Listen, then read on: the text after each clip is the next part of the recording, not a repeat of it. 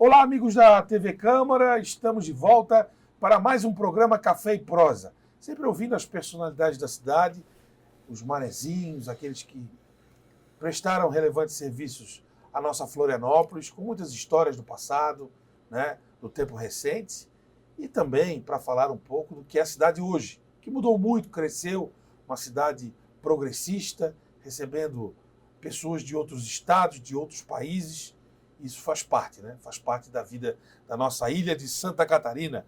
Hoje recebendo Carlos Alberto Ferreira, 66 anos, manezinho do bairro Saco Grande, hoje João Paulo, uma história longa, né? Também no jornalismo, começando a sua carreira em 1977, passando pela mídia impressa, depois indo para a mídia radiofônica e continua na atividade, prestando esse serviço importante para a nossa querida cidade. Filho do seu Carlito e da dona Eloí, irmão do Juarez, da Eliana, da Maria Cristina, pai do Fernando, da Maria Fernanda e da Maria Luísa e marido da Kátia. Carlos Alberto, prazer imenso te receber aqui para contar a sua história, a sua vida, a sua linda trajetória no jornalismo e na nossa cidade, né, que você teve o prazer de viver um tempo importante. Obrigado pela presença. Obrigado também, Vanderlei Bion, obrigado a todos. É sempre um prazer conversar com você, que também representa muito a história dessa cidade. E para nós que nascemos aqui, eu nasci no bairro Trindade, né?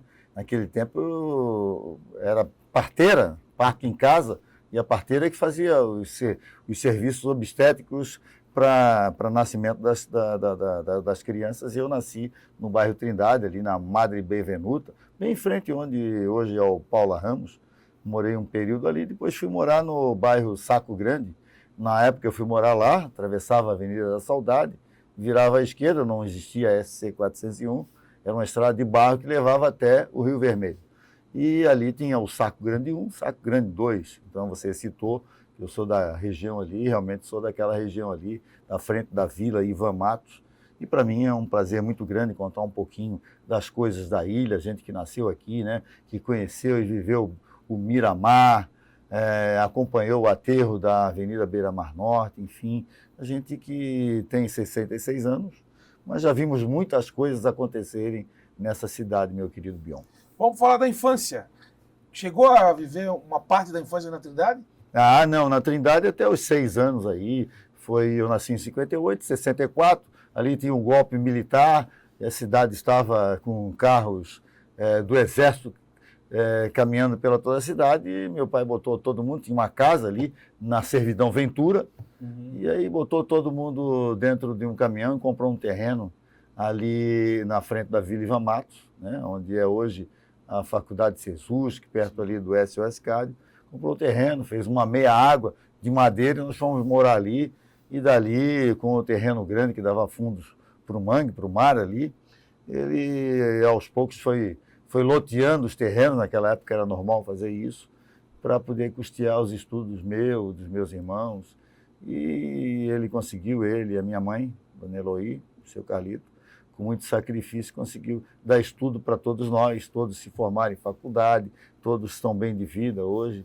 E isso, para nós, é um motivo de muito orgulho, porque eu conheço teu pai, o Vanderlei Bion, a dona Vera, o Valmir Bion, desculpe, e a dona Vera. A gente sabe o esforço que eles faziam para criar os filhos, né? Sim. E encaminhar os filhos para a vida correta. E hoje eu me sinto orgulho.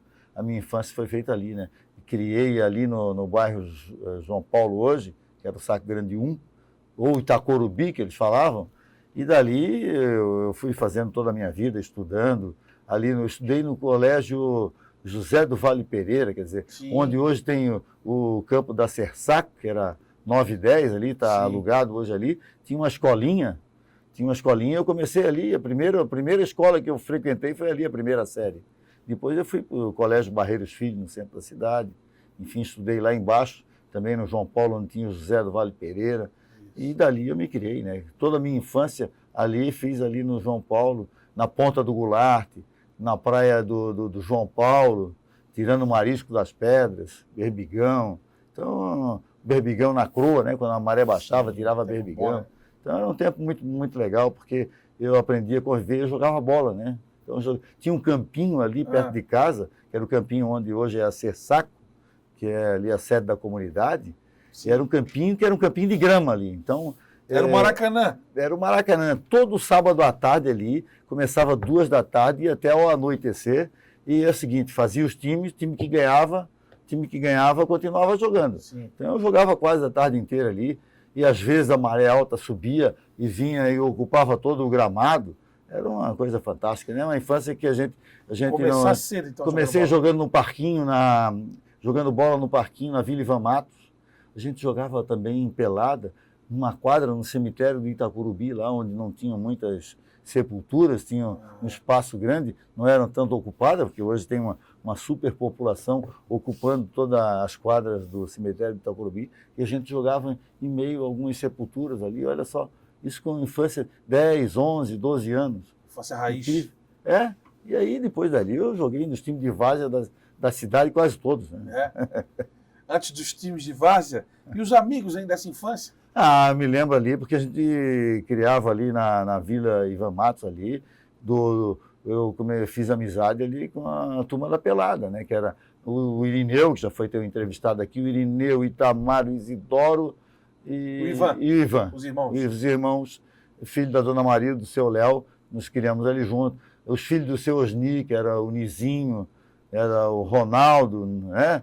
E a turma da Vila, Ivan Matos. O Paulo Cabeça, o Raul, o Rogerinho, o Muqueca, que morava ali, a turma do seu Egídio.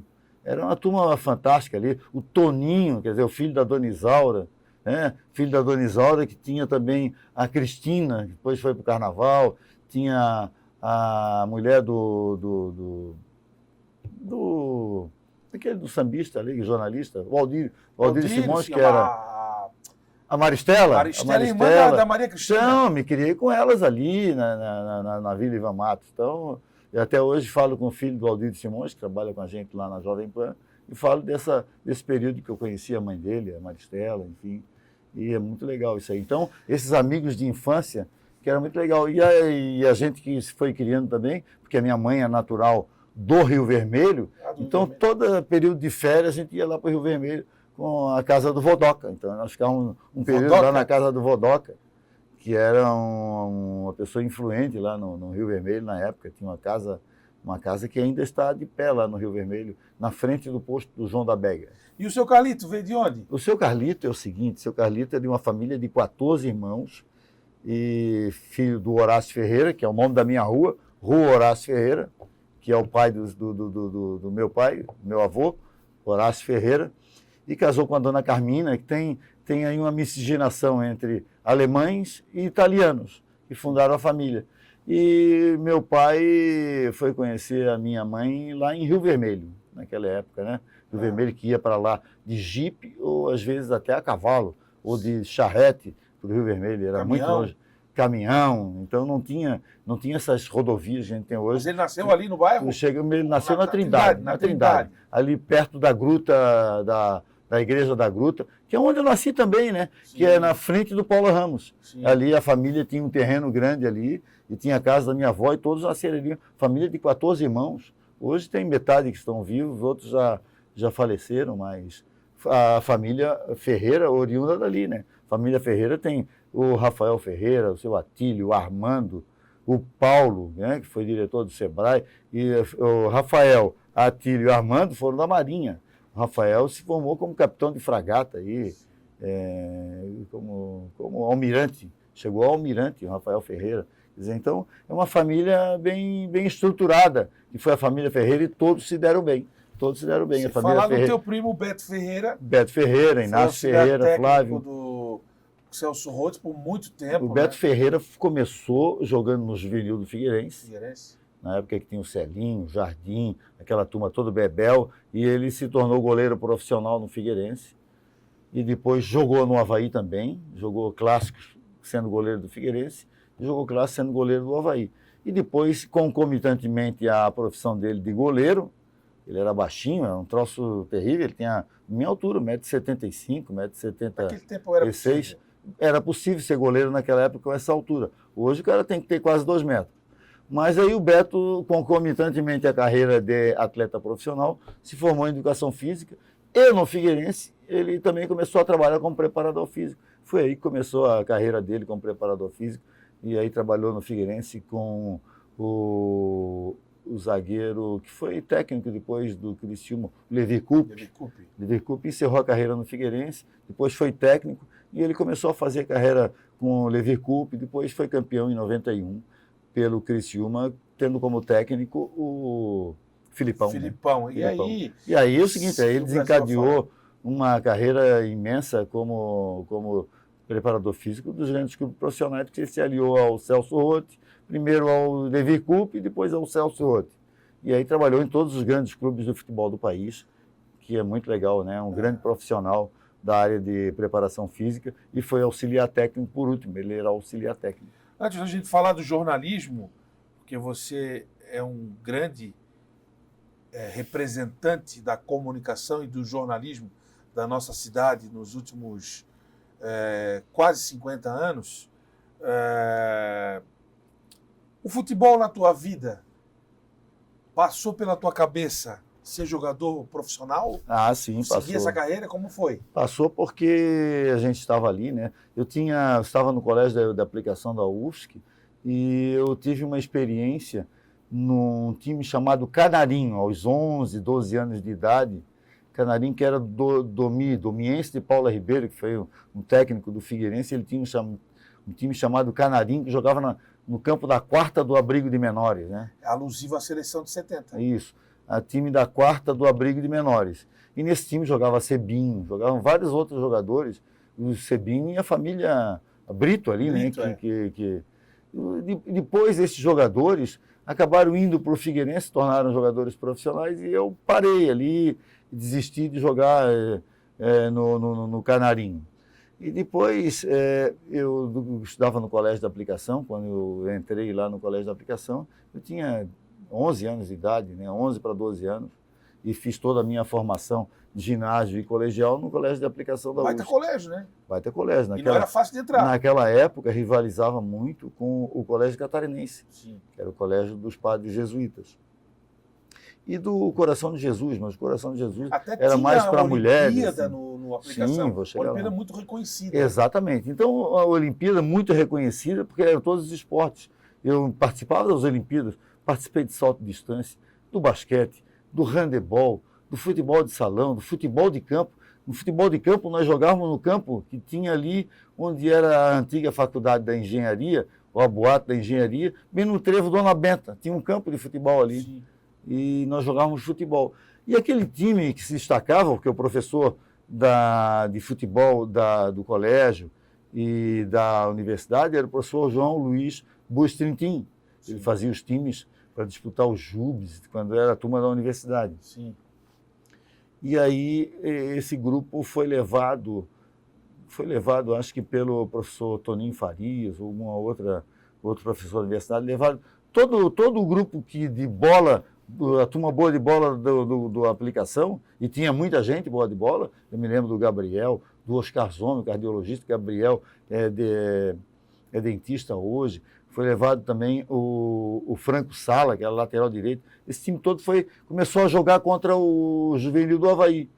E aí era a turma boa de bola, eu passei e me convidaram para formar o Juvenil do Avaí, o Acácio. Acácio, irmão do Souza. O irmão do Souza. O Acácio foi muito técnico. Quem não passou pelo Acácio aqui, que jogou bola na cidade, né? E eu passei, fui atleta do Juvenil do Avaí, comandado pelo Acácio. Tinha ainda... Isso em 70 e poucos? Isso em 73, 74. Depois eu acabei desistindo por influência dos meus pais. Sai dessa, futebol não vai te dar futuro. E, de fato, naquela época era muito complicado, né? Eu me lembro da turma do Juvenil do Avaí que estava comigo, o Nelsinho, se tornou profissional, foi campeão em 88, estadual, né? Olha só, saiu da fase do Adolfo Konder e foi para... A Era Ressacada. Para a Era Ressacada. E o Nelsinho só se deu bem depois, se deu bem na vida, porque o Rosendo Vasconcelos Lima levou ele para jogar no BESC.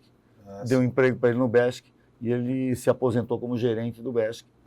e hoje ele está muito bem estabilizado, mas foi um belo jogador de futebol, o Nelsinho. O Quituta, que jogou também comigo lá no Júnior do Avaí, se tornou profissional, jogou no Avaí profissional, depois foi jogar na Caçadorense, hoje se aposentou e joga ali no time do Bangu de Rio Tavares. Ah, no Bangu.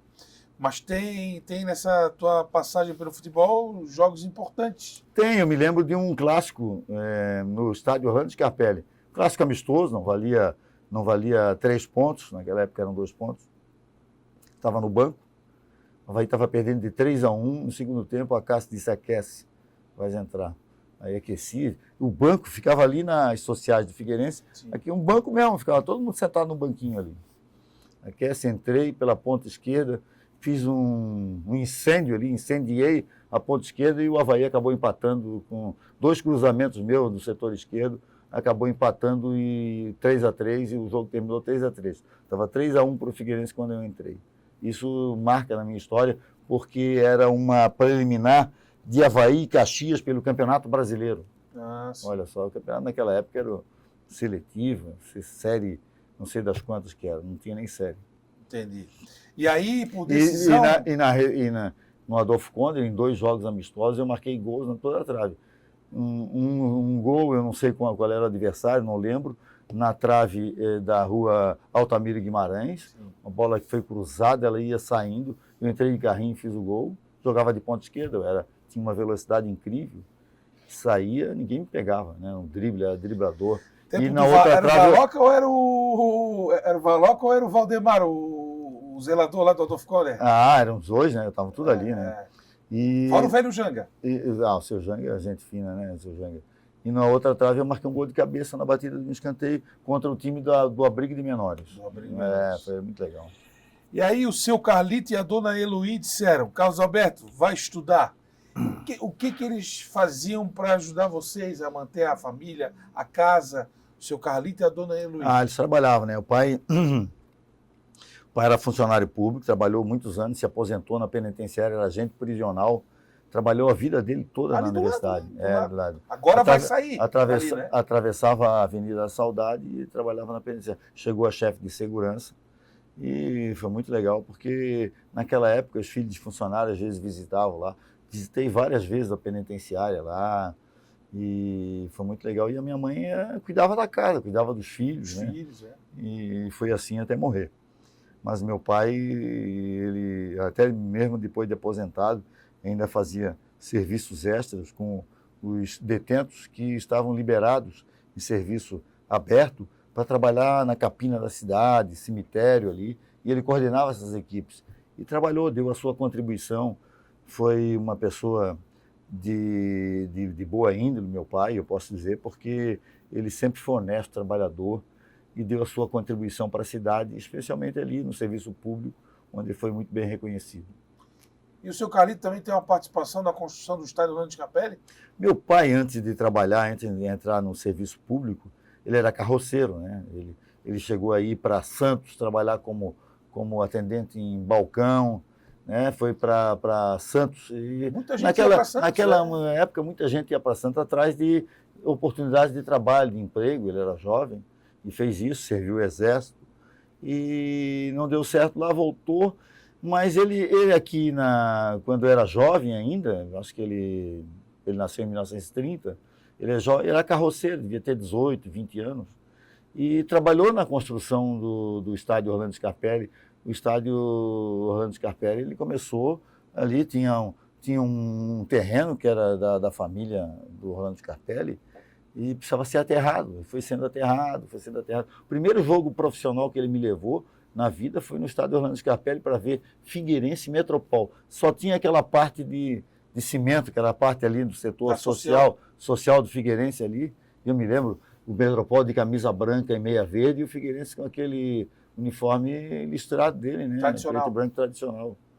Quer dizer, coisa bacana. E ele era torcedor do Figueirense. Foi torcedor do Figueirense a vida toda. Do Vasco também? Do Vasco também. Tanto é que eu sou torcedor do Vasco da Gama, né? Do Clube de Regata Vasco da Gama. E foi muito legal. Depois ele me levou em jogos no Avaí também. Me levou uma vez, o Avaí jogou contra o Madureira do Rio de Janeiro, o São Cristóvão, amistosa aqui na ilha. E foi ali no setor do Adolfo Conde, o setor coberto ali, o setor coberto. Sim. E aí ele me comprou um chocolate diamante negro. Naquela época eu acho que eu nunca tinha comido um chocolate diamante negro na Em vida. homenagem ao Leônidas da Silva. É, diamante negro o chocolate. E aí foi muito legal, porque aí aquele jogo noturno, com aquelas pombocas do estádio do Adolfo Conde, uma escuridão desgraçada para ver o jogo. E ainda ganhou o chocolate. É, Em homenagem a Leônidas da Silva. É engraçado que depois ele me levava aos jogos, eu era jovem, e depois eu, quando cresci, eu levava o meu pai para ver jogos de futebol, especialmente no estádio Orlando Scarpelli. Cansei de ir a jogos com ele, ou levá-lo para ver jogos do Figueirense, que era o time do coração dele. Legal. Carlos Alberto, vamos entrar no que consolidou a tua carreira, né? Em 77, você ingressou no jornalismo, nos diários associados. Então, Quem te levou a isso? Como foi tudo isso? Deixa eu me contar. Meu pai conhecia Fernando. Fernando, ele trabalhava nos diários associados, não era jornalista, era gestor, trabalhava na parte administrativa, ainda trabalhando na penitenciária. E eu tinha 17 para 18 anos, disse, eu preciso arrumar um emprego para o meu filho, não sei o quê. E aí o Fernando disse, não, vamos lá, vou colocar ele a trabalhar com jornalismo aí, com os diários associados. Os diários associados naquela época eram de Assis Chateaubriand, tinham em Santa Catarina 5 jornais, que era o Diário Catarinense, o Jornal de Joinville e a Nação de Brusque, Blumenau e Itajaí. Eram 5 jornais, quer dizer, tu escrevia para um, ele saía, as mesmas matérias eram, mas cada um saía na sua cidade. Quer dizer, era outro Diário Catarinense, né? Era outro Diário Catarinense. Não, era o mesmo título, que foi comprado depois pela RBS, mas era esse mesmo Diário Catarinense. Depois ele ficou só Diário Catarinense da RBS. E onde era a sede desse Diário Associado? Era assim na rua Frei Caneca, tinha uma casa bem na esquina ali da Praça Celso Ramos. Sim. Tinha uma casinha de esquina ali onde sobe. Nova Trento, Morro da Nova Trento. Nova Trento. Perto onde o Havaí foi fundado? Exatamente, um pouquinho para lá, um pouquinho para cá. Tinha a casa do Amadeu Horn, mais para frente, em direção à Praça Celso Ramos, tinha uma casa de esquina ali, uma casa vermelha, me lembro na época, era cor vermelha ou rosa, era pintada, mesma cor que era a casa do Amadeu Horn depois, que o Ventura fez uma... Sim, seu Orildo ou Oraldo? Oraldo Ventura. Teve aqui o seu Oraldo. Oraldo Ventura fez uma maquete. Outro dia eu estava vendo um vídeo da maquete dele, ele explicando sobre a maquete dele. E aí eu fui trabalhar nessa casa. Quem me recebeu para trabalhar foi a jornalista Davina Prux, antiga Davina Prux, jornalista, que ali ela me começou a me ensinar o que era jornalismo. Quem tocava os diários associados, que era o diretor, era o Noy Reinhardt, que morava na Lagoa, já falecido. Então eu comecei a fazer polícia. Começou na polícia? Comecei a ir nas delegacias, a captar material, e a fazer... Eu me lembro que isso aí pouca gente sabe, pouca gente recorda, é bom falar isso para ficar registrado. Na Vila Ivan Matos, que ali a vila foi criada para dar para as pessoas que trabalhavam na prefeitura, né? Ou para outras pessoas. E ali trabalhava o seu Egídio, que é o pai do Gidinho na época, pai de um outro corredor também. Então, o seu Gidinho... E a casa do seu Gidinho pegou fogo e queimou toda. E eu fiz uma matéria, eu escrevi sobre o incêndio na casa do seu Gidinho. Foi uma das primeiras? Foi uma das primeiras que eu fiz, foi o incêndio na casa do seu Gidinho. Depois ele ganhou todo o material, foi reconstruída a casa, ninguém ficou ferido, e ele ganhou tudo de novo depois. Então, né, aquela solidariedade da comunidade, da própria prefeitura. Então, não houve prejuízo, assim, grandes prejuízos, porque ele recuperou tudo. Mas eu fiz a primeira matéria.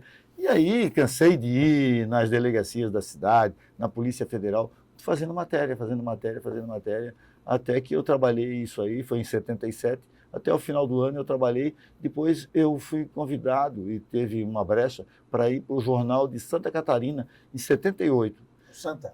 Quem me levou para lá foi J.B. Teles, que era o chefe da redação, o chefe da sucursal do Jornal de Santa Catarina, que ficava na rua Esteves Júnior com a Álvaro de Carvalho, uma casa que tinha ali. E eu fui trabalhar, fui fazer polícia lá. Lá fui trabalhar com Bonifácio Tizen, Bento Silvério, já falecido, Cleide Winkler, Nimar Bittencourt. Pai do Luciano. Pai do Luciano. Eu trabalhei com essa turma aí. Para mim, isso foi uma escola, mais do que uma faculdade, que eu não cursei a faculdade de jornalismo.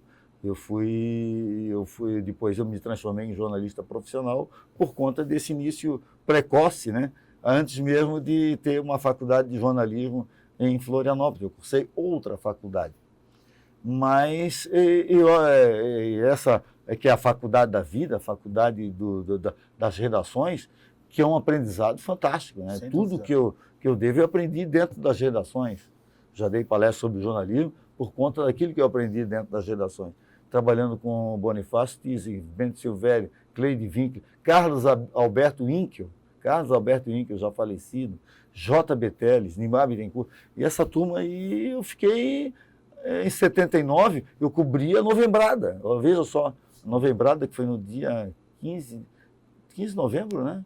Eu não me recordo a data agora. 30 de novembro. 30 de novembro. Fez agora 45 anos. 30 de novembro da Novembrada, e eu cobri junto com o Moacir Lotti. Moacir Lotti era da nossa equipe. E eu acompanhei ali todo aquele episódio da Praça 15, da Felipe Schmidt, do ministro Caos, do presidente Figueiredo. Acompanhei tudo aquilo. Inclusive, escrevi um artigo recentemente para o Jornal de Santa Catarina, quando me pediram sobre o que é que eu vi, né, naquele período de Novembrada, por conta de ter participado daquela cobertura pelo Santa em 1979. Depois eu fui... O esporte entrou como na tua vida daí? O Jornal A Notícia. Depois do Santa? Depois do Santa, porque eu cobria a polícia. O Osmar Teixeira me convidou. Tu conhece o Osmar Teixeira, claro, né? Grande Osmar Teixeira, um abraço para ele, se estiver nos ouvindo e vendo.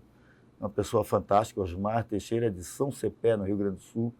E ele coordenava a sucursal do Jornal A Notícia, que já tinha o Bonifácio Tizzi, e me convidou para ser o setorista de esportes, setorista de Avaí Figueirense. Era o que tu querias? Era, desde o início? Sim, eu queria um upgrade na minha carreira, né? Eu já tinha feito aprendizado nos diários associados, depois no Jornal de Santa Catarina, e fui para o Jornal A Notícia, cujo editor de esportes, o carro-chefe do jornal era o meu amigo Joel Ferreira do Nascimento, Maceió. Maceió de Joinville. Grande Maceió, grande amigo, depois se transformou em testemunha do meu casamento. Maceió foi uma das belas penas do jornalismo em Santa Catarina, tinha um conhecimento fantástico, cabeça privilegiada, escrevia muito bem. E o texto dele era maravilhoso, assim, floreado. E o Maceió também nunca se formou numa faculdade de jornalismo, foi a faculdade da vida. E tinha uma sede do A Notícia aqui em Floripa? Era, no edifício Ceisa Center, tinha uma sala lá, onde a gente trabalhou. E ali comecei a cobrir Avaí Figueirense. 79? Em 79 comecei lá. 79. Em 1980, no dia 12 de abril de 1980, eu estava cobrindo um jogo, eu estava fazendo rádio escuta, né? Fazendo a escuta do rádio, acho que é uma transmissão da Rádio Guarujá. 12 de abril de 1980, porque 12 de abril é o dia do meu aniversário. Isso. Quando caiu o avião da Transbrasil no Morro da Virgínia, em Ratones. E aquela informação foi 21h30 por aí. O Avaí jogava, acho que, contra o Internacional de Lages. E quem deu a primeira informação foi o plantão Luiz Osnildo Martinelli, na Rádio Guarujá. Chuva, né? Chovia. Chovia demais. Eu só não me recordo se o jogo era aqui ou era em Lages. Mas eu estava fazendo rádio escuta. E eu comuniquei ao jornal, naquela época era o Luiz Meneguin, o diretor-presidente do jornal era o Moacir Tomasi, e tinha toda a estrutura, né, do jornal A Notícia do Joinville, parar a rodagem do jornal, porque o jornal não circulava domingo, estava circulando, ele ficava aberto, e estava aberto esperando a minha matéria do jogo do Avaí. Foi no domingo? Não, foi um sábado à noite. Sábado à noite? Foi um sábado à noite. O jornal estava iniciando a rodagem, pararam a rodagem do jornal para agregar essa notícia da queda do avião da Transbrasil, que vitimou 70 pessoas, 55 pessoas. Chegasse aí no local? Não, nunca fui no local. Televisão? Nunca fui no local, sempre rádio e televisão. Tanto é que depois o jornal fez uma edição extra na segunda-feira. O jornal não circulava segunda-feira. Fez uma edição extra com o trabalho que nós fizemos aqui de apuração, com as pessoas que vieram de Joinville também, para poder preparar um jornal que circulasse na segunda-feira. O Jornal da Notícia nunca circulou na segunda-feira, aquele foi a primeira experiência. Entendi. E aí o Jornal Estado circulava na segunda-feira, eu acho que era o Jornal Estado. Não sei se o jornal... Não tinha o Diário Catarinense naquela época ainda. O Diário foi depois. Foi o depois. Estado, sim. O O Estado sim. era o grande jornal, né? Era o grande jornal. Era o grande jornal. E aí começou... Esse foi um episódio muito marcante, né? Porque primeiro foi a Novembrada, Sim, depois a queda do avião da Transbrasil, sim. e aí começou, eu cobrindo Avaí Figueirense. Aí eu acompanhei, durante a década de 80, por conta de eu ser um jornal de Joinville, toda a trajetória do Joinville. Quando eram jogos aqui ou no sul do estado, eu cobri os jogos do Joinville. Então, acompanhei aqui em Florianópolis muitos títulos decididos entre Figueirense e Joinville. Jogos aqui em Florianópolis, na época que o presidente figueirense era o Spolganix, depois o Luiz Carlos Bezerra, depois o Sadi Lima, e por aí foi, né? Toda essa tua trajetória do Figueirense. Cobria Figueirense quando o técnico foi Diário Lameiro, foi o Velha, e todos esses técnicos passaram pelo Figueirense e eu me tornei amigo deles. E o Albenir A primeira entrevista que foi feita com o Albenir, quando chegou em Florianópolis, foi feita por mim. Primeira entrevista, ele chegou no estádio Orlando Scarpelli, veio naquele carro dele, que ele se acidentou no Morro do Boi, ali em Itajaí, ele estava vindo de carro, e ele deu a primeira entrevista para mim. Eu acompanhei também o presidente Remor, né? É bom destacar. Sim. O presidente Remor. Depois vieram tantos outros, agora a gente falar aqui. Também, né? Do Avaí também, né? Do Avaí é o seguinte, do Avaí eu fiquei amigo do João Salum. O João Salum, eu era amigo dele. Eu digo que era amigo dele porque eu para pegar informações do Avaí, eu ia na loja dele, lá em meio àqueles tecidos que ele vendia ali na Conselheiro Mafra, e nós ficávamos assim, vamos ali e ele me convidava sempre para tomar um cafezinho com ele no Porto Chique. Eu ia com ele até o Porto Chique, onde ele cumprimentava todo mundo, e ali ele pintava as notícias do Avaí, e ele anotava os nomes no papelzinho aquele da padaria. Tempo do dinheiro, no saco de pão, né? Do saco de pão. E era muito legal porque foi uma amizade assim sincera, ele era uma pessoa muito bacana, o seu João Salum, e ele gostava muito de mim. Tanto é que uma vez o Avaí foi fazer um amistoso contra o 15 de outubro em Indaial, e ele fez questão que eu fosse com a delegação. Não, tu vai comigo, vai sentado do meu lado. Era uma amizade boa, né? E eu fui com os jogadores, naquela época que tinha o Marinho, o Tony Gato, aquela turma toda, o Baianinho, esse era o time do Avaí, o Bira Lopes, o Bira Lopes, grande amigo meu. E assim, eu fiquei muito íntimo, muito próximo deles, né? E foi uma transição que houve ali do Adolfo Conde para a Ressacada, claro. E aí, viu, Bion, eu fiquei muito amigo também, porque eu trabalhei em 86 com o Áureo Arruda Malinverne. Eu estava no Jornal da Notícia já em 86, e eu fui trabalhar com o JB Teles, a convite do professor Moacir Tomasi, que era o secretário de Educação do Estado de Santa Catarina, no governo Espiridão a mim. Eu fui trabalhar junto com o Teles na Secretaria de Educação, lá na Comunicação.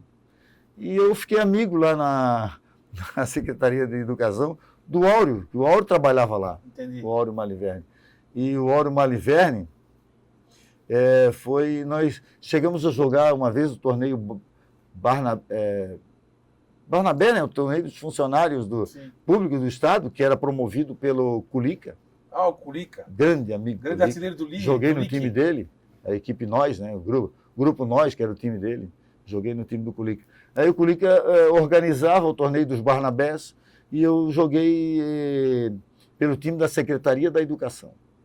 E joguei com o Áureo Maliverne, ele foi zagueiro naquela época. O Áureo Maliverne, um homem que mais bem marcou Pelé, jogando pelo Grêmio. E aí ele jogou com a gente naquele torneio dos Barnabés. Jogamos uma única partida, ganhamos de 1-0 no campo da Escola Técnica. Da Escola Técnica. E o gol foi meu, inclusive. Jogaste no Primavera também, né? Joguei no Primavera. Mas você quer pular para Primavera ou vamos... Não, depois a gente fala do Primavera. Não, mas eu queria falar do João Salum, do Áureo. Aí o Áureo ia cobrir o Avaí, o Áureo se vincar aí, e ficava eu só de jornalista, porque eu rivalizava. Eu era do Jornal A Notícia e o jornalista Mauro Bento Pires, o Mauro Pires, do Jornal Estado. Do Jornal Estado, cobria o Avaí, então era eu e ele. Então ele ficava me olhando e eu olhando ele. Ninguém podia dar furo Isso um no na outro. mídia impressa, né? Isso na mídia E ainda impressa. assim os de rádio. Não, porque eu só trabalhava na mídia impressa, tinha os de rádio. Aí os de rádio às vezes iam, às vezes não iam. Eu me lembro que eu peguei o Evaldo Luiz lá, o Padilha, peguei o Américo Vargas, peguei essa turma toda que era setorista de clube. Sim. Mas eu fiz uma amizade muito boa com o Áureo, e o Áureo, ele ia para a salinha dele lá e nós ficávamos batendo papo, aí ele me contava as coisas, das táticas, da história dele, e eu chorava as pitangas dele. Não tem aquela de mais romântico, aquela relação, desabafo. aquela relação de muita amizade que hoje não existe mais. Hoje o repórter não chega perto do técnico, só no dia da coletiva. Mas naquela época a gente ficava ali, né, a tarde inteira, conversando, seu Janga, cobrindo o clube, via o treino até o final, ficava amizade, fiz amizade com vários jogadores. O Osmari, que hoje até joga bola comigo, sim, o Bira Lopes, o Albeneri, meu Deus, uma infinidade de jogadores. Balduino. Toninho Quintino, olha só, Toninho Quintino, eu vi o Toninho Quintino nascer no futebol. Eu devia ter uns 12, 13 anos, pulava o muro do estádio do Wolf Conde. E eu me lembro que eu pulei uma única vez para ver um jogo Avaí Paysandu, um amistoso, que o Avaí ganhou de 4-0. Eu acho que foi a estreia do Toninho. No time do Paysandu jogava um centroavante galego chamado Angiolete. Quem é da velha guarda se lembra do Angiolete. Sim. E aí o Paysandu com aquela camisa verde e branca, e o Avaí com a sua camisa azul, toda azul. Toda azul. E era uma época romântica do rádio, na cobertura. Me lembro que no fato de ser repórter de rádio, uma vez o Roberto Alves sempre me convidava para participar daqueles programas dele na Rádio Cultura, na antiga TV Cultura, né? O Bate-Bola, aqueles programas que tinha domingo à noite, segunda à noite, com o Miguel Livramento. Mesmo sendo da mídia impressa? Mesmo sendo da mídia impressa, ele sempre me convidava. E eu tinha uma amizade muito forte com o Roberto, e ele me convidava para participar do programa como representante do Jornal A Notícia. Legal, né? Como é que foi essa transição, hein, Carlos Alberto? Depois nós vamos falar de futebol, de várzea, de amigos, mas eu acho que a tua carreira ela tem uma grande transformação no início dos anos 90, que você migra para o Grupo RBS. Mas aí a gente cria um hiato aí, porque eu trabalhei 12 anos no Jornal A Notícia, 12 anos, sendo até 1988. Em 1988, eu me lembro bem porque foi o ano que eu fui vice-campeão jogando pelo River. Eu fiz um time lá para jogar pelo River, vice-campeão do campeonato amador do norte da ilha. Na decisão contra o Ponta das Canas. Que continua fortíssimo. Fortíssimo. Hoje é o time da Cofane, mas hoje eu não sei se ainda tem o campeonato. Acho que não, tem 40, 50 esse campeonato. Tem 40, mas naquela época não era a idade livre. E nós fomos vice-campeões porque perdemos Ponta das Canas de 2-1 lá com 2.000 pessoas em volta do campo em 1988. Mas eu fiquei 12 anos no Jornal A Notícia, 8 como setorista de Avaí Figueirense e 4 como chefe da redação. Eu fui promovido a chefe de redação na saída do antigo chefe da redação, que era o jornalista Gilmar Correia, e o Luiz Meneguim me convidou para assumir. Luiz Meneguim, que hoje é o diretor de conteúdo do Grupo ND, né? Grande amigo, me convidou para assumir a chefia de reportagem da redação. E eu assumi, e não me arrependo, porque foi muito bom. Conseguimos transformar aquela equipe, mudamos muito a equipe. Foi uma equipe que foi vitoriosa, essa equipe, tanto é que em 88 mesmo e 89 nós ganhamos 2 prêmios ESSO Regional Sul com 2 belas reportagens. Primeiro foi com a interferência do jornalista Rubens Amador Júnior, que eu contratei, um gaúcho que veio para Florianópolis, depois foi trabalhar em Brasília. Nem sei onde anda mais o Rubens Amador Júnior, que era um belo jornalista. Fraudes nos seguros do Estado, caso Bescor, que foi transformado no caso Bescor, depois deu CPI, deu queda de secretário, então essa fraude nos seguros foi marcante, e o Luiz Meneguinho escreveu como trabalho do Jornal da Notícia e ganhou o Prêmio Resso Regional Sul. E o outro foi de um trabalho também feito pelo jornalista Carlos Alberto In, que cobria a Assembleia Legislativa, que foi o asfaltamento de uma avenida em Maravilha, acho que é Maravilha, tinha alguma coisa com a família Maldani, acho que é nessa região, que tinha uma fraude nesse processo licitatório, ou asfaltar uma rua, uma rodovia que não, uma rua que não existia. Foi mais ou menos isso, e nós ganhamos também esse prêmio. Então foi muito legal, foram os 12 anos no Jornal da Notícia, em 92, ele já tinha, em 92, E nesse período aí da premiação, tinha o Jornal Estado, que era o jornal maior. Grande jornal. E o Diário Catarinense, que havia nascido.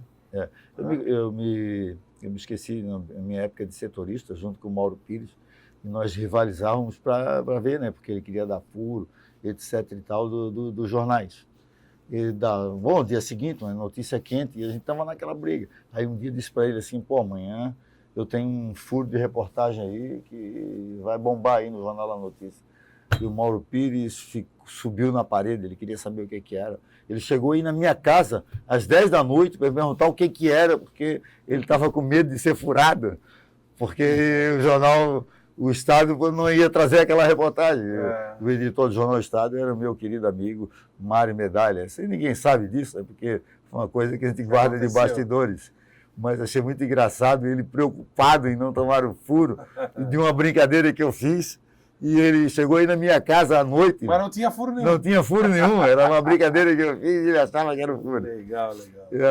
Foi muito engraçado. Aí, e concomitantemente a isso, a gente tem um outro episódio também que é bom registrar, porque daqui a pouco a gente esquece. Eu e Pedrinho Schmidt, conheceu o Pedrinho Schmidt, Pedro Schmidt. Hoje ele trabalhava na Assembleia. O baluarte da Assembleia continua lá? Continua lá, é um grande amigo, acompanhei toda a trajetória dele, dos filhos, do irmão dele, né, do Schmidt, que tinha uma loja aqui na rua, ali na frente do Lauro Miller, que depois pegou fogo. Mas o Pedrinho era uma figura fenomenal, gente boa. E ele cobria Figueirense também. E nós tínhamos uma amizade assim grande, né, porque eu cobria Figueirense e ele cobria, eu cobria o Figueirense para os jogos do Figueirense, que eram sempre no Orlando Scarpelli, e ele cobria para o Jornal Estádio. Então um dia nós saímos a gente ia no estádio, anotava tudo e ficava anotando. E para poder acabar o jogo, estar com a matéria já pronta para baixar, eu saía 15, 20 minutos antes. E um dia nós saímos, eu e ele, de carro, ele me deu uma carona. Naquele dia, por acaso, eu estava sem o carro do jornal. E eu fui até o Jornal Estado para a gente escrever a notícia lá. E eu escrevia para o jornal, mandava por Telex, para o jornal A Notícia em Joinville, e ele escrevia para o Jornal Estado. Nesse ínterim, o Figueirense ganhou de 2-0 o jogo. Mas nós pegamos uma sombra aí, o rádio não pegou, saiu o segundo gol do Figueirense. E no dia seguinte, tanto ele como eu, o Figueirense ganhou de 1-0. O jogo foi 2-0. Foi uma barriga minha e dele, por conta disso. Você vê que episódio marcante naquela época, como é que era, né? Hoje é tudo por WhatsApp, é tudo transmitido mais rápido, né? Hoje tudo é transmitido no YouTube, é tudo diferente. Do Jornal Estado, o Comelli, que era meu amigo também, né, por conta dele ser presidente do Conselho Deliberativo do Avaí por longos anos que ele foi, ele sempre queria que eu fosse trabalhar no Jornal Estado. E eu nunca quis. Até um dia, que em 92, ele me fez uma outra conversa, o Jornal Estado já estava com dificuldades, mas ele me convenceu a ir para lá. Me ofereceu o cargo de editor executivo do Jornal Estado, era o segundo cargo na hierarquia da redação. O primeiro era o editor-chefe Mário Pereira, jornalista Mário Pereira, escritor, já falecido. E aí eu fiquei 1 ano e meio no Jornal Estado, foi 1 ano e meio com muitas dificuldades, né? Trabalhei lá com o Ângelo Medeiros, com o João do Espaço, com o João Cachorrão, com o Alan Braga, que era colunista social, o Zuri Machado, o meu querido amigo Moacir Pereira, que tinha coluna, eu fazia o copy-desk da coluna dele, às vezes do Zuri Machado, do Alan Braga também. Então, a gente fazia esse trabalho conjunto, mas foi um trabalho curto, de 1 ano e meio. Eu acabei saindo em 93, onde eu fui trabalhar depois na Secretaria de Habitação do Governo do Estado, em 94. Fiquei um ano lá em 94. O secretário era o Norival Silva, de Joinville, e o governo era no Conde Reis. O governador era Conde Reis. E depois, aí, com a mudança de governador, ganhou o Paulo Afonso Evangelista Vieira. Na minha secretaria assumiu a Fernanda Bornhausen, né, mulher do meu querido amigo Renato Sá, que a gente joga toda quinta-feira junto. E acabei saindo, e foi aí que surgiu a RBS na minha vida. Pois é. Fui convidado pela pauteira, que na época era a Estela Mares, deu um toque, estamos precisando aqui de um chefe de reportagem, de um pauteiro. Então, e eu, com toda a minha experiência, fui lá trabalhar como pauteiro, e trabalhei um mês como pauteiro, porque vagou um cargo de chefe de reportagem. E aí a Brígida e a Giovana Flores me convidaram para, junto com o Cleide Celiste, que era o diretor de jornalismo, e levaram para ele, falei com ele, e me dá um dia para responder, e no dia seguinte eu respondi, concordando, e assumi a chefia de reportagem. Fiquei 2 anos trabalhando como chefe de reportagem da RBS TV, e naquele período eu me recordo que passaram jornalistas de grande prestígio, né? Ângelo Ribeiro, a Kíria Moyer, o Ricardo Von Dorf, aquela turma toda que tinha lá, e o Celito Esteves, Caco da Mota, aquela turma toda que tinha prestígio, Márcia Beatriz Dutra, apresentadora da ND, Lacombe estava nessa uma época? baita Lacombe, profissional. Ernesto Lacombe era apresentador, né? Ele era apresentador. Me lembro que depois o Fabiano Londero, que é apresentador do RBS Notícias hoje, começou comigo na CBN. E eu vou contar depois a história de quem eu levei para lá, né? Porque em 96, no dia 11 de abril de 96... Porque o grupo, só fazendo parênteses, o grupo tinha a televisão, que era a RBS TV, o Jornal Diário Catarinense, e em que pé estava a Rádio Diário da Manhã? A Rádio Diário da Manhã tinha uma equipe de esporte que era comandada pelo JB Teles, e tinha lá o Sérgio Murilo, que era repórter, tinha o Nimar Bittencourt, se não me engano, não sei se o Nimar estava em Nimar Bittencourt, tinha vários outros profissionais lá, e cobriam o esporte, comandados pelo Carlos Vanderlei Carlos Vanderlei dos Santos, meu amigo já falecido, saudoso. E aí a Rádio Diário da Manhã ia bem, cobria esportes, tinha o Mário Mota, tinha toda a programação de jornalismo na Rádio Diário da Manhã, até que... Walter Filho também, né? Walter Filho, tinha o Gilberto Giannucca, que era o coordenador de jornalismo, locutor, tinha uma voz maravilhosa.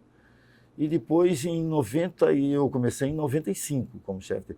Em 96, a RBS fundou a Rádio CBN, a parceria, firmou um acordo, porque é uma franquia, né?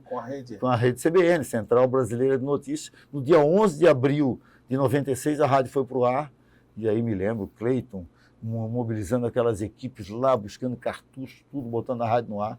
Foi o grande artífice desse projeto, Cleiton Celista, colocou a rádio no ar, e tocada pelo Gilberto Giannucca, com essa turma que estava aí. Algumas pessoas trabalhavam na TV, trabalhavam na Kíria, o Mário Mota, Luiz Carlos Prates, Walter Filho, toda essa turma. E o esporte também, tocado pelo JB Teles e depois pelo Carlos Vanderlei dos Santos, e que tinha Américo Vargas, tinha essa turma toda iniciando aí. E em 97, em março de 97, o Cleiton me convidou para assumir a coordenação de jornalismo da rádio. Foi aí que eu assumi. Em março de 97, assumi a coordenação de jornalismo e passei a tocar jornalismo. E em fevereiro de 98, o Carlos Vanderlei saiu, não quis mais ser o chefe do esporte da rádio, ficou só na TV, e eu passei a ser só da TV. Aí eu larguei a chefia de reportagem, saí da RBS TV e fiquei só na rádio, coordenando jornalismo e esporte. Foi um desafio grande para mim, porque eu assumi a rádio como um todo, né? E a rádio passou a crescer. Eu me lembro que no início a rádio teve dificuldades de faturamento. Sérgio Sirotes, que era o nosso CEO, o diretor da RBS em Santa Catarina, comandava todos os veículos, e ele manteve a rádio no ar, dando prejuízo 2, 3 anos, mas a partir de 83, com o apagão, a cobertura 2003. do apagão, 2003, perdão, o apagão, a rádio se transformou na grande rádio que é hoje, né? Como é que foi ali a montagem, né, que passa pela tua digital, né, de grandes equipes esportivas e também a criação do debate diário, que é um sucesso até hoje? O debate diário tem o selo de ter sido inaugurado em 19 de janeiro de 1998. Já com o Roberto Alves. Já com o Roberto Alves. Eu lembro que eu participei de várias reuniões como coordenador de jornalismo e também porque eu iria assumir o esporte também, em 98, efetivamente eu assumi, e começamos a discutir. Cleiton, Sérgio Tirotti, Carlos Vanderlei, eu, e a turma ali começamos a discutir quem ia trazer, porque o projeto era trazer o Roberto Alves, aí foi trazido o Roberto Alves, Paulo Brito, e o primeiro programa que foi ao ar tinha 2 horas de duração com JB Teles, que era do esporte da rádio, Paulo Brito, que foi contratado, eu me lembro que eu fui convidar o Paulo Brito na universidade para vir, o Cleiton foi contratado pelo Sérgio e o Roberto Alves foi contratado pelo Cleiton e pelo Sérgio, foi convidado, foi trazido da TV Cultura, e ainda o Marcelo Fernandes Correia, que era o âncora do jornalismo. E ele passou a ser integrante do debate diário, que tinha 2 horas de duração, foi ao ar o primeiro programa no dia 19 de janeiro de 1998. O primeiro programa foi feito na churrascaria Rio Sulense.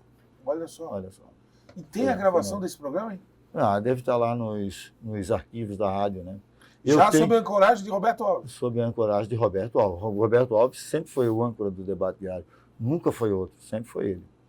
E eu tenho até um troféu que foi elaborado em madeira e com a foto dos 4 integrantes me entregue pelo Marcelo Fernandes. Ele produziu e me entregou. Está guardado comigo ainda.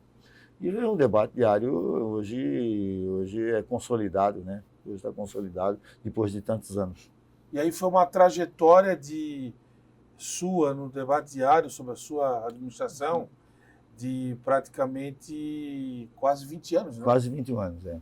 Eu comecei em 95, 96, fui até 2016, 21 anos eu fiquei na RBS e praticamente foi esse período que peguei a rádio em 97, no jornalismo, 98 no esporte e entreguei na liderança em 2016. A CBN qual é o orgulho, junto, né? Qual é o orgulho que eu tenho aí? O orgulho de ter passado por mim uma gama imensa de jornalistas que eu trouxe da faculdade, que eu contratei e que muitos estão lá até hoje e outros espalhados aí pela cidade. E olha, se eu for citar nomes aqui, eu vou acabar esquecendo de alguém, mas não tenho a menor dúvida, porque praticamente todos passaram por mim lá, né? O Rafael Faraco, que hoje é apresentador, eu que trouxe para trabalhar na rádio. Giovanni Martinelli, trouxe de Chapecó para trabalhar comigo. Fabiano Londero, chegou aqui com uma fitinha debaixo do braço, ele e a esposa dele, a Thaís, pedindo emprego. Lá na TV ninguém quis recebê-lo, eu recebi, olhei e trouxe ele para a rádio, ele começou a trabalhar na rádio. O Fabiano Londres chegou a participar de um projeto que a gente tinha, foi criado pelo Carlos Vanderlei dos Santos, chamado Projeto Futebol Amador, a cobertura dos campeonatos de futebol amador da região. Naquela época não tinha, era um campeonato inteiro que envolvia São José, Palhoça, Biguaçu e Florianópolis. E ele era o repórter, o projeto, a equipe era fixa, narrador Valmir Matos, comentarista Nimar Bittencourt, o repórter Fabiano Londero. Então essa equipe era a equipe do futebol amador. Eles nem trabalhavam profissional, era tudo no futebol amador. Projeto único, que funcionava e era uma alegria. E eu me lembro que o Valmir Matos, que era um narrador muito bom, gostava de narrar futebol, narrava muito bem, ele chamava o Fabian Londero de Fabian Landero. Era Londero, ele falava Landero. Aí o Fabiano Londero teve essa experiência de repórter de campo, que foi muito bacana. Então, olha, Rafael Faraco, Fabiano Londero, Elton Luiz, Rodrigo Faraco, que eu fui buscar na faculdade, estudava jornalismo na UFSC, chegou lá, não me recordo o ano, acho que foi por essa época aí, 98, 99. Antes da virada. Né? Chegou por essa época. Mal sabia falar no microfone, o Rodrigo Faraco. Fabiano Linhares também, né? E começou como produtor. Fabiano? Não, o Rodrigo Faraco, como produtor de jornalismo, eu fui colocando ele para fazer aquele período que a gente cobriu o Guga Kitten, né? Sim, me lembro. Tem um período do Guga, que é a primeira vez que narramos tênis no rádio. No rádio. Isso dito por Armando Nogueira. Eu vi em Florianópolis a rádio CBN narrando tênis no rádio, e eu nunca imaginei isso na vida, uma rádio fazer uma transmissão de tênis. E nós narramos. Narramos todos os 3 títulos de Roland Garros com a rádio. Primeiro foi narrado por Marcelo Fernandes, se eu não estou enganado, na sequência, Marcelo Fernandes, Mário Mota e Giovanni Martinelli. Os 3 títulos que Guga Kitten ganhou em Roland Garros. E o Rodrigo Faraco eu fui colocando para ser repórter, para ser comentarista. Foi comentarista, depois a gente foi empurrando na TV, na Sport TV, foi comentando tênis, e hoje se transformou no grande jornalista que é o Rodrigo Faraco, que atua na NSC e na CBN. Na CBN Floripa, né? Mas eu me lembro aqui de vários nomes, né? E colegas até hoje. Tu falou Fabiano Linhares.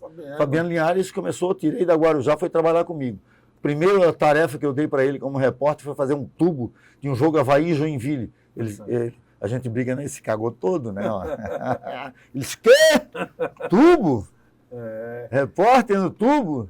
E ele é sempre aquele meio falta de coragem. Disse, não, vamos lá fazer tubo.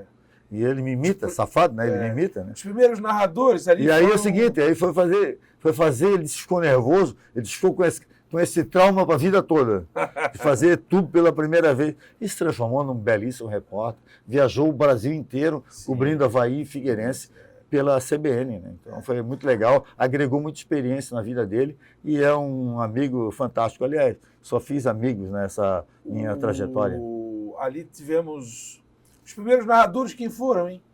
Foram... Quando eu peguei a CBN, o Salles já estava. Ele narrava ainda, né? Da turma da CBN, só 2 estavam lá, que eu não levei. Foi o Renato Igor e o Salles Júnior, que já estavam lá. Até hoje. Né? Estão até hoje. Os demais eu formei a equipe, fui formando a equipe. Depois veio o Paulo Branchi. Não, o Paulo Branchi passou por mim. O Alano, Luiz Augusto Luciano Alano, que a gente foi buscar por indicação do Salles Júnior em Tubarão. Estava lá na Rádio Santa Catarina, já tinha tido uma experiência lá, ninguém conhecia, falei com o Cleito. Cleito, tem esse cara aqui, vamos trazer. Aí sabe que eu me lembro dessa cena? Na redação da rádio, e o Paulo Branchi estava na CBN. Porque o Paulo Branchi saiu, né? Voltando para Guarujá. Não, eu não sei se foi para Guarujá. Era para Guarujá. Ele saiu. Foi tocar um projeto lá, né? Ele ia voltar para Guarujá. E aí tu estavas ali na sala, na redação, ouvindo a Rádio Tubarão, escutando o Alano. Esse cara aqui vai vir para o lugar do Paulo. Nunca me esqueço disso. E hoje o Alano está aí, fora, um grande narrador, um grande amigo. Eu tenho um grande orgulho de ter trazido, eu e o Cleito Celiste, o Alano lá de Tubarão. Ele não era muito conhecido, por indicação do Salles Júnior, veio para cá. E aqui ele se transformou com aquele bordão dele, né? Bota talento que bota emoção. Bota talento que bota emoção. Também do Gonzaga, né? Calma. Vamos chegar no Luiz Gonzaga e Cardoso Francisco. E aí o Luiz Augusto Luciano Alano e o Paulo Branchi, o Fabiano Linhares, Luiz Augusto Luciano, como é que ele fala? Luiz Augusto Talano, ele falava, o Talano, ele botava um Talano. Luiz Augusto Talano. Fabiano Linhares fazia isso, é Luiz Augusto Alano. E aí ele emendava, o Talano. Disse, que é isso? Muito legal, muito legal. O Gonzaga, ele trabalhava na Rádio Guarujá, o Rádio Eldorado, não sei. Acho que era Rádio Eldorado. Ele tinha uma experiência, trouxemos para Florianópolis para ser plantão. Luiz Gonzaga Cardoso Francisco, o rei do plantão. E ele veio para cá com a esposa dele, à época, Salete, e com os filhos pequenos, o Alisson, aqueles meninos todos, tudo pequeno, e trabalhou muitos anos com a gente, até sair em 2014, 2015. Inclusive, saiu no meu período, foi doloroso para mim, a época que a empresa precisou do cargo dele, quis demitir, eu difícil, contratei e eu demiti. Eu me lembro E disso, foi foi muito difícil. complicado para mim. É ruim para a gente demitir uma pessoa, né? A cidade sentiu, porque o Gonzaga era uma bandeira da rádio, né? E aí, Depois voltou. a empresa tomou decisão, né? A partir do momento que eu saí, 2016, graças a Deus, eu acho que eu saí no momento certo da empresa, porque dali para frente eles demitiram quase todo mundo, Sim. né? Saiu gente para chuchu e muitos daqueles que eu tinha trazido. E seria muito doloroso para mim, porque pessoas que a gente fez amizade, né? Você participou comigo, Sim, né? Qual foi o ano que eu te contratei para trabalhar lá? Eu entrei no final de 2003, Olha só. dezembro de 2003, e fiquei até outubro de 2007. E a política me chamou e... Tu foi trabalhar na Assembleia. A proposta é irrecusável, né? Ele foi trabalhar na Assembleia. Continua... Tu saiu porque tu quis. Não foi porque tu era um bom profissional. Tu teve dificuldade no início, eu me lembro, né? De concentração, com faculdade, com um monte de coisa. Teve muita dificuldade no início. Aí nós tivemos uma conversa. Pô, tu se transformou num belo repórter de esporte, de jornalismo. E tem um episódio marcante na tua trajetória na CBN que eu me recordo. Nós estávamos cobrindo uma movimentação dos estudantes no centro da cidade, e você estava ao vivo na rádio, à tarde, no programa acho que era do Prates, não sei de quem é, e você estava fazendo um boletim e te roubaram o celular. Foi ao vivo? Ao vivo? Foi. Passou um cara e arrancou o celular da mão. Manifestação dos estudantes contra o aumento da passagem. Você imaginou? Olha só que episódio marcante no jornalismo. Isso marcou a tua trajetória e assim, lá. Gratidão à oportunidade que tu me deste. Foi uma oportunidade de vida, né? Que eu cresci muito, aprendi muito. Foi uma escola para mim. E a gente não esquece das pessoas que ajudam. Claro. E não só a mim, você ajudou a muita gente. Pô, Elton Luiz, cara, que coisa bacana, o Elton Luiz. Outro dia, num outro programa meu, contou a história que ele veio para Florianópolis dentro de uma caçamba de um carro, dormiu no sofá da Rádio Guarujá, sofrido, hoje está com a vida boa, vida resolvida, né? E a gente não esquece disso. Mas assim, a gente está na reta final aqui, Carlos Alberto. Mas já? Já. Eu tenho algumas coisas então, vamos lá, vamos ser falar pontuais. Acho que falei muito, vamos lá. Dessa questão da CBN. A CBN foi uma emissora de rádio, continua sendo uma grande emissora de rádio, mas nesse momento ali, da virada de século, ela coincide com o crescimento e transformação de Florianópolis. Né? A cidade explode quando passa uma reportagem no Fantástico falando de Jurerê Internacional, Casas Sem Muro, Florianópolis é a nova Miami. E a rádio, com um grande jornalismo empregado, líder absoluta de audiência e com grandes profissionais. É mais ou menos isso que aconteceu? Aconteceu isso aí, porque quando surgiu a CBN, a cidade não estava acostumada, né? Aquele rádio antigo, o rádio do programa de música com notícia, música estilo Miguel Livramento, aquele das 10 horas da manhã, que todo mundo ouvia, né? Sim, com Hélio Costa na unidade móvel. Isso. Esse era o jornalismo que era feito ali. Depois veio a CBN em 1996, e dali ela startou, e as pessoas não estavam acostumadas com notícia, né? Pô, toca uma notícia aí para mim. As pessoas ligavam porque não estavam acostumadas com notícia. Era só tocar música, ligavam para o rádio para tocar música. Música e polícia. Música, polícia e futebol. E aí a cidade não estava acostumada, foi um trauma, não tinha mais música, era só notícia. E assim cresceu a cidade, foi uma transição realmente. A cidade se modernizou, a cidade avançou em muitos aspectos, né? Culturalmente, intelectualmente. Muitas pessoas passaram a vir morar para cá, vindas do eixo Rio-São Paulo, especialmente paranaenses e gaúchos. E ganhou uma importância muito grande o rádio news, o rádio jornalismo, rádio 24 horas no ar. E foi essa transformação que transformou, que deu esse impulso, esse salto de qualidade para o rádio jornalismo na cidade. A AM 740, que hoje o FM, está todo mundo no FM, porque o AM a banda FM vai deixar de existir, mas foi uma qualidade imensa. E aí a cidade virou, houve uma necessidade, o jornalismo precisou se atualizar também, veio o advento da internet, as redes sociais e o rádio caminhou junto, né? O rádio foi para a internet, o rádio se transformou, o rádio ampliou o rádio não morre, o rádio é imortal, é Highlander. O rádio não vai acabar nunca, o rádio hoje tem a sua audiência cativa. Tu entra no carro, a rádio está ligada de notícia e tu te orienta por ela, né? Tu orienta por tudo isso. O rádio entrou no YouTube hoje, tu assiste esse programa no YouTube, assiste as rádios no YouTube, né? As redações estão todas no YouTube, as redações de rádio. Então, tu ouve rádio na unidade portátil, no seu celular. Então, se transformou, quer dizer. Então, é muito diferente, foi muito legal, porque a partir do advento da CBN, outras rádio news apareceram, né? Hoje ela rivaliza com a Jovem Pan, né?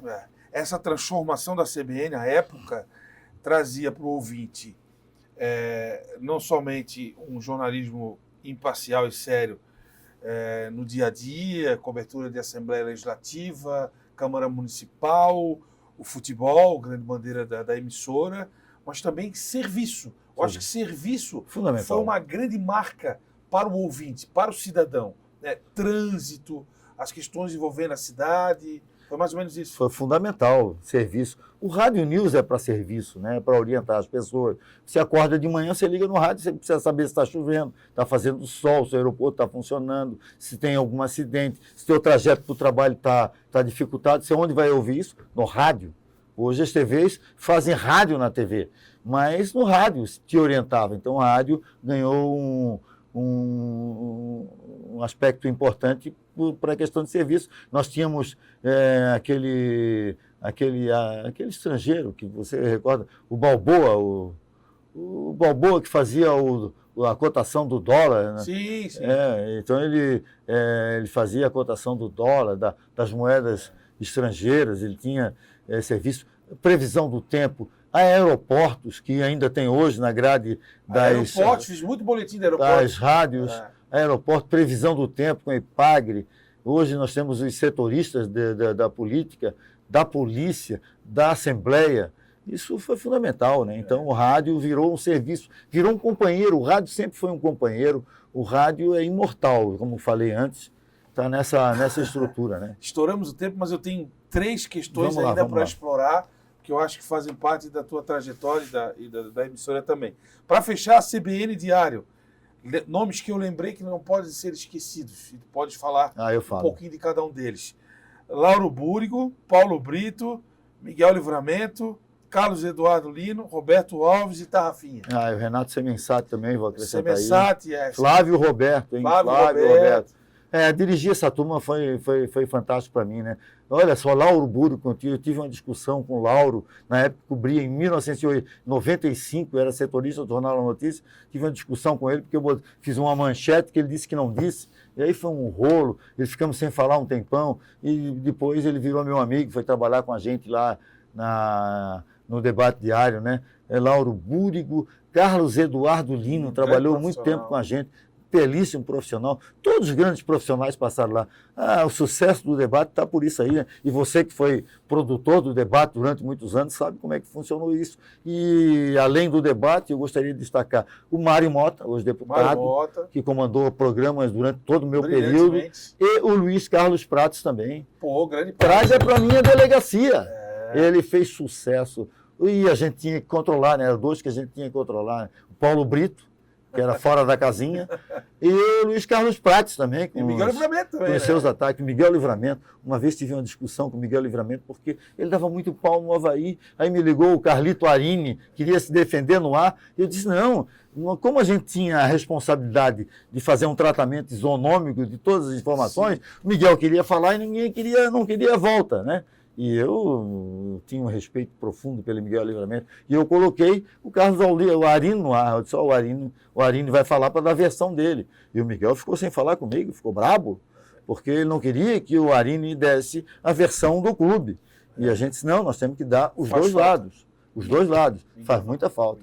Hoje eu ainda cito várias frases dele, né? Miguel Livramento foi meu técnico num jogo das estrelas, que teve lá em Biguaçu. Ele dirigiu o time um time e teve um outro time que participou, eu tava lá, Romário, aquela turma toda. O Popó, tudo. Isso. E aí ele foi técnico, foi nosso técnico, Miguel Livramento. A gente entrava e ele falou, é que nem o Roberto Alves, era técnico do time da CBN, e um dia ele foi chamar o Pico para entrar, e o Pico, que era a arma secreta do Roberto Alves, e disse, Pico, vem para entrar! E o Pico já estava no campo, fazia 10 minutos. E o Tarrafinha? Rafinha, pô, Rafinha fez artista, história. Né? Eu tenho orgulho de dizer que eu trabalhei muito esse lá. Ele tinha a veia artística dele, ele fazia, e nós, nas brincadeiras que ele fazia comigo, nós criamos as frases da jornada. Quer dizer, vamos colocar isso no ar, tá, Rafinha? Vamos botar isso no ar. E aí ele começou a produzir, e a gente deu vazão para isso, pô, acompanhou isso também. Ele foi, toda jornada tinha uma babada de alguém ou outro, ele começou a fazer as frases, aí colocava os personagens, e foi um material de grande sucesso.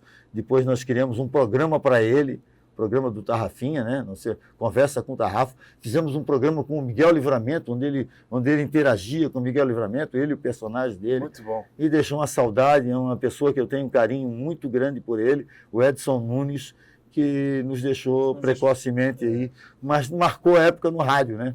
Ele como operador de som, desde a época antiga da Diário da Manhã, no edifício Comasa, e depois lá no período que a gente conviveu na época da CBN. Não falando do meu período no Avaí, não falando do meu vamos período... falar rapidinho. Dá tempo ainda? Dá tempo. Lembrei do Jânio Tedecordes também. Jânio Tedecordes. Jânio Tedecordes, popular cabeça. Antônio Neto, Jânio Tedecordes, Antônio Neto, Elton Luiz dos Santos. O Elton trazia todos os furos de reportagem, porque ele dizia que alguém jogava no dia dos jogos o papelzinho higiênico com o time para ele, a escalação para ele. Ele tinha um informante mesmo, muito bem feito, né? E foi muito legal trabalhar com essa turma aí. Muito bom. Para fechar a tua trajetória até então, passagem rápida pela Prefeitura Municipal, Avaí Futebol Clube com conquistas na gestão Batistotti, e hoje na Jovem Pan. Eu saí da RBS 2016, logo que saí, o Dr. Newton Macedo me convidou para ir para o Avaí, não imaginava ir para lá, aceitei o desafio, e foi um período assim curto, porque depois ele renunciou, né, ele renunciou no dia 11 de abril, no dia 11 de abril de 2016, e logo assumiu o Batistotti, foi uma sexta-feira, ele renunciou de manhã, o Batistotti assumiu à tarde. E tinha uma turma que não queria o Batistotti, e o Batistotti pegou o time. Na segunda-feira tinha um jogo decisivo contra o Guarani da Palhoça, precisava vencer, senão o Avaí caía para a Série B do Campeonato Catarinense. E o Avaí venceu com o gol do Yuri Castilho, que hoje joga no Mirassol. Mirassol, acho que é Mirassol. E aí o Yuri ganhou, e ali foi uma trajetória, porque aquele ano, depois eu fui convidado para ser secretário de comunicação, pelo Cavalazzi e pelo César Souza Júnior, que era o prefeito à época, para terminar o mandato. E, de fato, assumi o desafio porque era legal, né? Dar minha contribuição à cidade, uma experiência nova na minha carreira de jornalista. Eu precisava passar por aquilo. Passei pelo Serviço Público Municipal, acho que fiz um belo trabalho, porque era complemento de trabalho. Eu fiz o que tinha que ser feito. Sim. E aí encerrei meu período lá e acabei saindo, né? Como todos os outros demais secretários saiu. Voltei para o Avaí, a convite de novo do Luciano Correia e também do Batistotti, pelo trabalho que eu já tinha feito. E fiquei 2016, 2017, 18, 19, 20, 21 e 22 e 21, quando acabou 5 anos, quando acabou o mandato do Batistotti, 2 vezes campeão estadual, 3 acessos. E isso foi muito bom porque foi marcante. Outro dia eu estava falando com o Batistotti sobre as realizações que ele fez, né? A recuperação do estádio, a ressacada que ele fez, iluminação em LED, campo, tudo que ele fez, e foi uma pena ele ter saído, porque era um presidente vitorioso, mas saiu, é democrático, né? Veio uma turma, faz prático, né? E acho que ele poderia ter continuado mais um mandato, mas saiu e agora tem uma nova gestão lá no Avaí. E depois do Avaí eu ia cuidar dos netos, né? Da Laurinha e do Joaquim. Esqueci de falar dos netos aqui. Laurinha e Joaquim, filhos do Fernando, que mora em São Paulo. O Fernando é dono de cartório, quer dizer, é registrador lá no Paraná, e a mulher dele, a Rafa, queria mandar um abraço também, a minha nora, e tem um cartório lá na cidade de Amparo, em São Paulo, estão muito bem, né, cuidando de cartório. Sim. Não é fácil, né, cuidar, é muita responsabilidade, porque foram aprovados em concurso público e estão trabalhando lá. A supervisão técnica de Lucas Gonçalves e a direção geral da TV Câmara, da jornalista Carla Silveira. Um abraço e até a próxima.